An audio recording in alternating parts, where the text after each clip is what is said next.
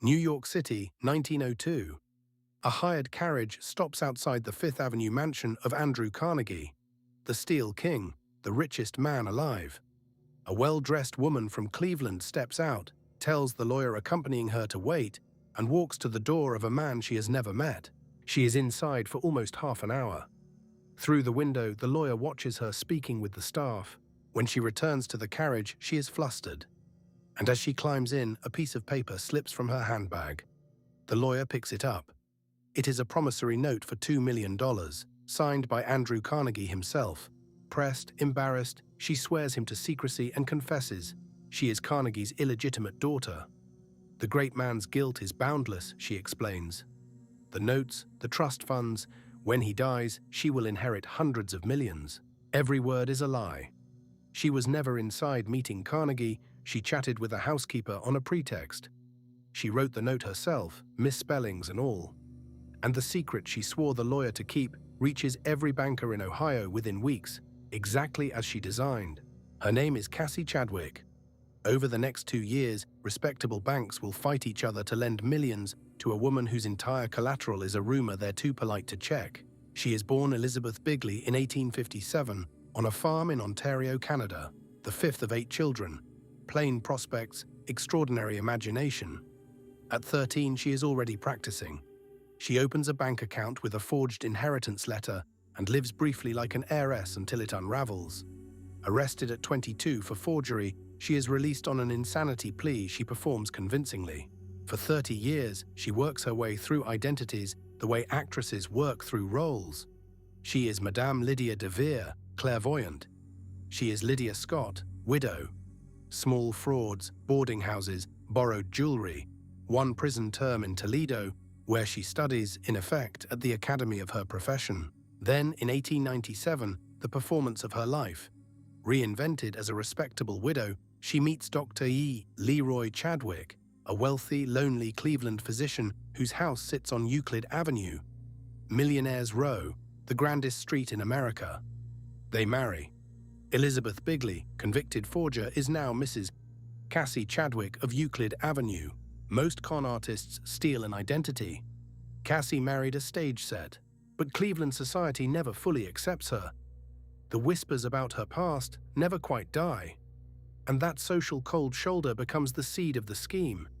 If they will not accept Mrs. Chadwick, they will kneel before Carnegie's daughter, understand the genius of choosing Andrew Carnegie. He is unimaginably rich. His steel sale in 1901 was the largest personal fortune transfer in history. He is famously private. He is elderly, unmarried until late, with exactly 1 child. A secret shame from his youth is plausible and utterly uncheckable, because who is going to walk up to Andrew Carnegie and ask? That is the whole trick, a lie no one dares to verify. The Fifth Avenue performance with the lawyer is staged to the smallest detail. The wait in the carriage, the dropped note, the tearful confession, the oath of secrecy. She knows a secret sworn to a well-connected lawyer travels faster than a newspaper advertisement and arrives wearing the clothes of truth. Back in Ohio, she visits banks, never asking outright, always allowing herself to be persuaded, and deposits securities, promissory notes signed by Carnegie, and claims of a trust of 5, then 7, then 11 million in her name. And now the machine Cassie built runs on the greed of respectable men. The bankers of Ohio look at this woman and see the safest loan in America, collateral signed by Carnegie, and, better, a desperate borrower willing to pay outrageous interest to keep things quiet. Many gouge her, 25%, 40%. They believe they are exploiting her. The president of a small bank in Oberlin, Charles Beckwith, lends her more than the bank's entire capital. Private lenders in Boston, New York, Pittsburgh join in. The estimates of her total borrowings run from $2 million up toward 20. Nobody will ever fully count because so many lenders were too ashamed to file claims. She spends it like weather. Diamond ropes by the drawful, 30 closets of gowns, a pipe organ of gold for the Euclid Avenue house, dinner parties where the china alone costs a banker's salary. Cleveland calls her the Queen of Ohio, and the spending is not madness, it is collateral. Every diamond is a testimonial that the Carnegie millions are real. For 7 years, it works. The debts roll over, new loans retire old ones, the oldest machine in this series dressed in silk. November 1904. A Boston banker named Herbert Newton, owed $190,000, decides, unlike everyone before him, that he would rather have his money than her secret. He sues. Publicly, the lawsuit is a match dropped in a room full of paper. Every lender in 3 states suddenly asks the same question at the same time. Have you seen the trust documents? The Oberlin Bank staggers. Depositors besiege it. It fails, taking the savings of a college town with it. Beckwith, its president, will die awaiting trial.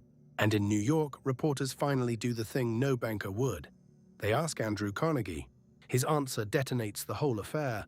He has never heard of Mrs. Chadwick. He has not signed a promissory note in over 30 years. The great man is not angry so much as fascinated. He attends her trial in person, saying he wants to see the woman who used his name so profitably. Asked why he didn't stop it sooner, he notes acidly that no one ever asked him. Cassie is arrested in a New York hotel bed, a money belt with over $100,000 reportedly around her waist. The trial in Cleveland is a carnival. Crowds fight for gallery seats to see the Queen of Ohio in a courtroom. The forged notes are displayed. Carnegie's name is misspelled in her handwriting. She is convicted in 1905 and sentenced to 10 years. She arrives at the Ohio penitentiary still in furs, still ordering the warders about like footmen. Prison breaks her quickly. Her health collapses. Her son sells the mansion's treasures at auction, where the crowds come mostly to gawk. On October 10, 1907, her 50th birthday, Cassie Chadwick dies in the prison hospital, the Queen of Ohio ending as inmate number 34599. Time her death precisely.